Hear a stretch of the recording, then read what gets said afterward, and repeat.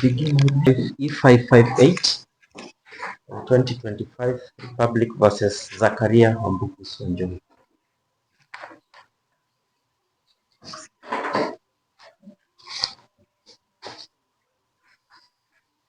So before this court is an application dated 3rd of June in which the applicant, the state, seek orders pursuant to Article 49, 1H of the Constitution and Section 36A of the Criminal Procedure Code for continued detention of the respondent at Nakuru Police Station for a period of 21 days. The custodial order is sought to allow the investigating officer to complete inquiries into an alleged offense of murder contrary to Section 203 as read with Section 204 of the Penal Code.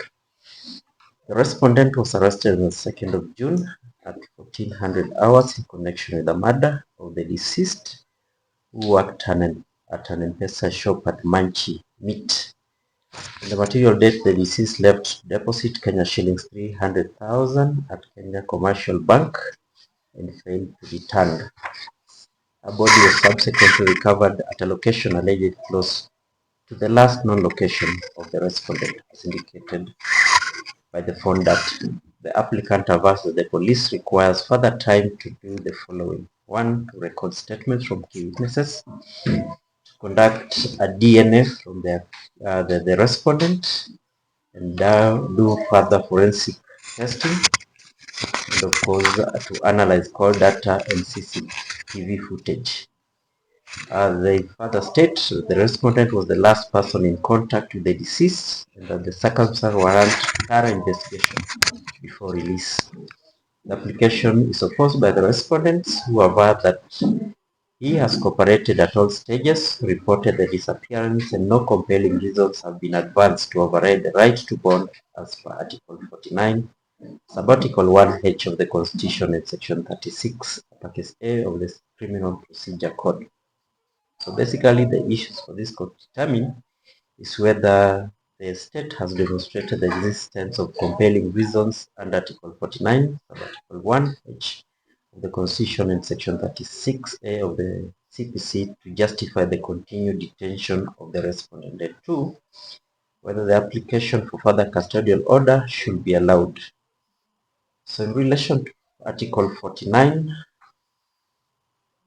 it states, and I quote, an arrested person has the right to be released on bond or bail on reasonable condition pending a charge or a trial unless there are compelling reason not to be released. The other section relied by the state is that Section 36A of the Criminal Procedure Code, which provides, and I quote, a police officer may apply to the court for an order to detain a suspect in custody, and the court may grant such order if it's satisfied that further detention is necessary to complete investigation. End of quote. So look at the bail and bond policy guideline and elaborates on what constitute compelling reasons, including likelihood of interfering with the investigation or witnesses, risk of the suspect absconding, a need to protect integrity of evidence, or public safety consideration. Looked at the case of Republic versus Ahmed Abul Fatih Muhammad and another, also case of Republic versus Danson Mugunya and another, that felt that the burden of proof is always on the prosecution. So in this present case, the respondent is under investigation for more serious offense of murder. The police have provided specific grounds requiring further time for investigation, which are named, which include the need to record additional witness statements, requirement for scientific or DNA forensic analysis, processing and analysis of call data and CCTV footage, which are not immediately available. The respondent was also last in contact with the deceased, and digital location evidence points to proximity with the crime scene. So the risk of interference with the ongoing investigation, especially where DNA has to be taken from the respondent, and of course the issue of digital and additional witness account remains outstanding. It's real and non-speculative. The fact that the respondent and the deceased were in close relationship, that is husband and wife as mentioned, by the respondent counsel intensifies the risks of interference with witnesses known to both. While bond is a right, investigations in complex and serious felonies can constitute a compelling reason for temporary pre-charge detention, as demonstrated in the case of Republic versus Robert Zipporah Nzlani and the case of Republic versus David Manyara Njagi. So while the respondent's cooperation is commendable, the need to protect the integrity of the ongoing investigation, especially where specialized scientific evidence being obtained, may in appropriate cases outweigh the right to immediate release. If released, the respondent may knowingly or unknowingly compromise evidence or witness account, particularly where the relationships are close. The court's duty is to balance constitutional rights with the interests of justice. So for reasons set out above, I'm satisfied that the applicant has demonstrated compelling reasons within the scope of Article 49(1)(h) of the Constitution and Section 36A of the CPC to justify the further custodial detention of the respondent. Accordingly, the application dated 3rd of June 2025 is hereby allowed partly the following terms. The respondent shall be detained in Nakuru Police Station for a period not exceeding 14 days from the date hereof. The investigating officer is directed to ensure all investigations are conducted expeditiously and to respect the respondent's right to humane treatment as enshrined in Article 51, Subarticle 1 of the Constitution. And lastly, the investigating officer must update the counsel for the respondent the progress of the investigation during the remand period and allow the counsel access to the respondents ordered accordingly.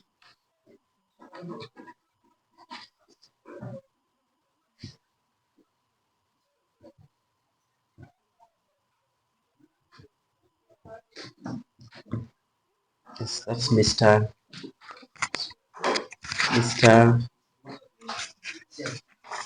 who? What's the name? Did? Orina, sorry. It was escaping me, Mr. Orina, of the respondent. Yes, you want to say something, Mr. Orina? Yes. Yes. He was the one in charge of collecting funds used for the use, which I am from the family Yes.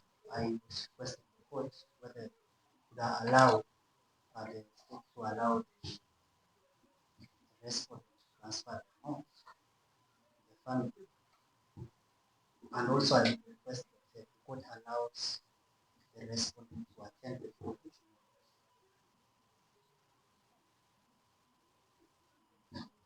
if the defendant ask the culture of this.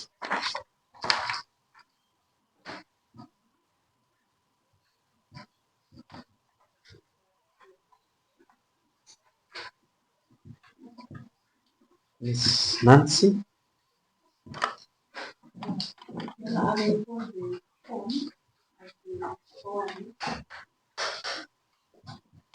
The form has been.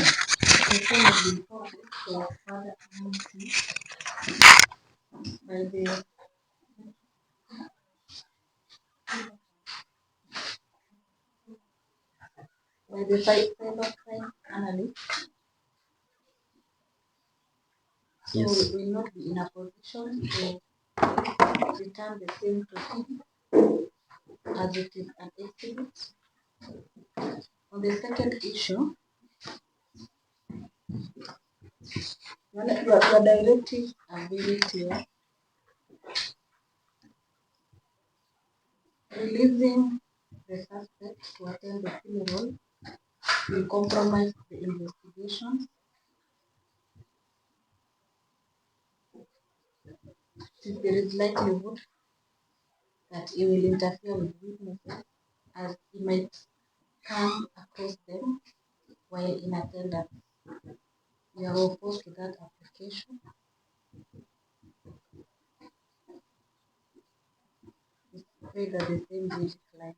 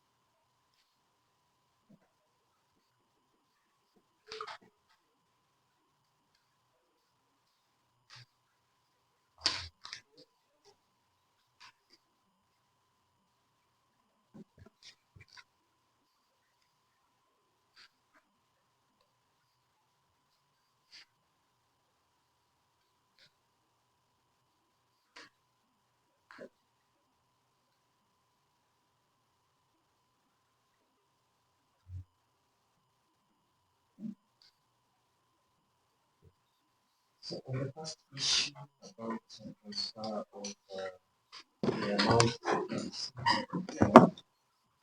believe that one will happen for the reform.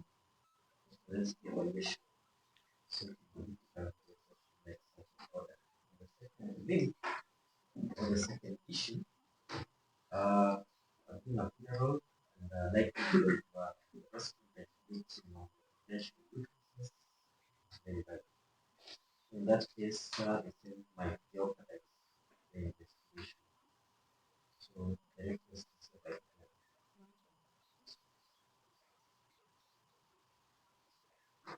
so come back to mention to the proceedings that it is needed.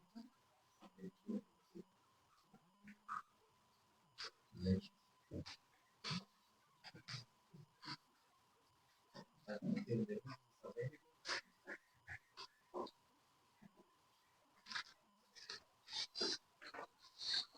we have a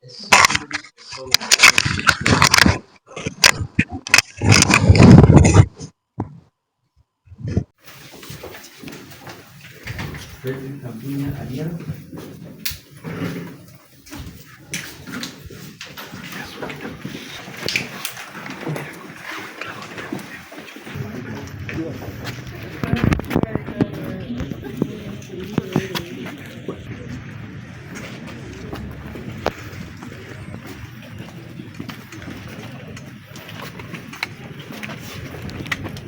Suniache hapa.